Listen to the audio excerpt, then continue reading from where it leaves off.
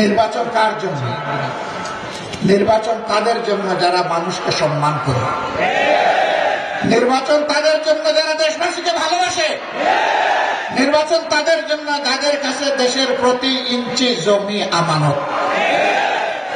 এ বিশ্বাস আস্থা যাদের নয়, নির্বাচন তাদের কপালে নয়। এরা তিনটি নির্বাচন অবৈধভাবে ক্ষমতায় থাকার সময় কি তাণ্ডব চালিয়েছে আমরা কি ভুলে গিয়েছি? যারা নির্বাচনে বিশ্বাস করে না তাদের আবার কিসের নির্বাচন?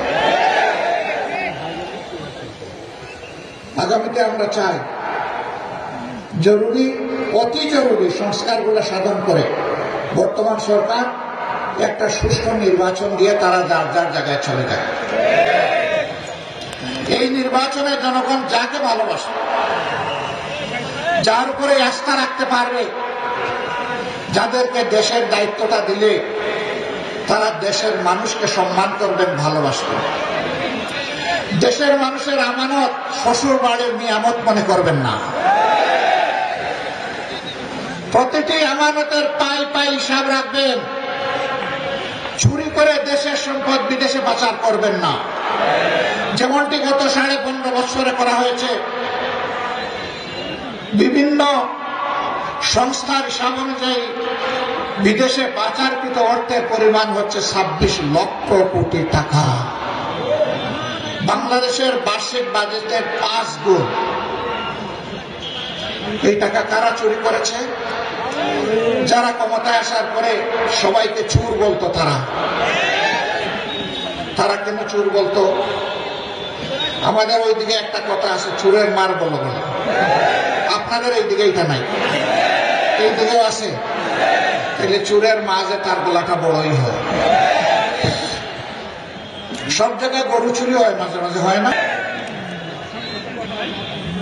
যারা এই কাম করেছে, আকাম কুকাম করেছে, বাংলাদেশকে ফোকলা করেছে, ব্যাংক এবং নন ব্যাংকিং যতগুলা ফিনান্সিয়াল সেক্টরস আছে সবগুলাকে যারা ধ্বংস করেছে, লুট করেছে, গণ ডাকাতি করেছে, ওই সমস্ত জায়গায় তারাই অন্যকে চোর বলে ডাকাত করে গেল। ঠিক আছে, তারা গেল। এখন কি হবে বাংলাদেশে? আবার কি সেই সংস্কৃতি চালু হবে? তাহলে এই সংস্কৃতি অতীতে যারা চালু করে নাই এবং বর্তমানে যারা জাতির সাথে দুঃখ কষ্টে লেগে আছে, মানুষের সম্পদের উপরে হাত দিচ্ছে না, ইজ্জতের উপরে হাত দিচ্ছে না, জীবনের উপরে হাত দিচ্ছে না, আস্থাটা তো তাদের উপরেই রাখতে হবে, তাই না?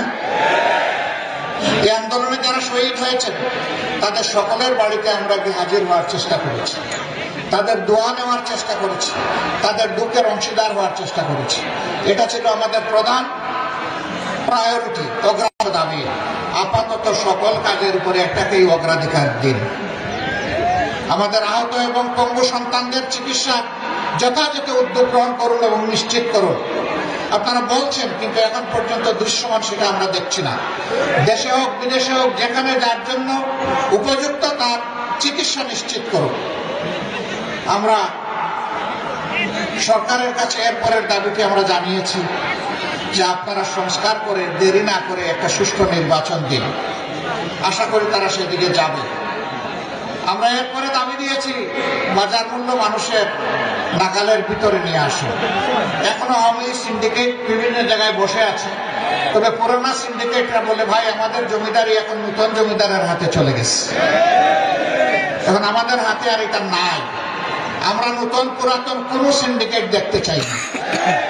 মানুষের উপরে জুলুম বন্ধ করতেই হবে। সরকার যদি উদ্যোগ নেয় আমরা আমাদের সর্বশক্তি দিয়ে সরকারকে সাহায্য করবো ইনশাআল্লাহ। এদেশের মানুষ সাহায্য করবে ইনশাআল্লাহ। এরপরে আমরা দেশবাসীকে বলতে চাই পরিষ্কার ভাবে, আমরা এমন একটা দেশ চাই আর যেখানে কোনো পক্ষ বিপক্ষ আর বিভাজন চাই না, টুকরা টুকরা জাতি চাই না, আমরা চাই ঐক্যবদ্ধ জাতি।